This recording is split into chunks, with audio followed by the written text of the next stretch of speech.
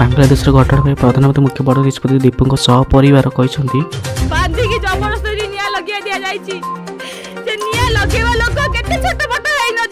वर्तमान 51 और बांग्लादेश चिन्हट हो सारे 49 जन को विदा कर सारे। प्रधानमंत्री कहते संगम ड्रामार तदंत कर पार्लियामेंट बैठक बसई सब तथ्यर सूचना प्रदान करेंगे। सब तथ्य को नहीं प्रधानमंत्री पार्लियामेंट कौन सूचना देते आसने से विषय जाना।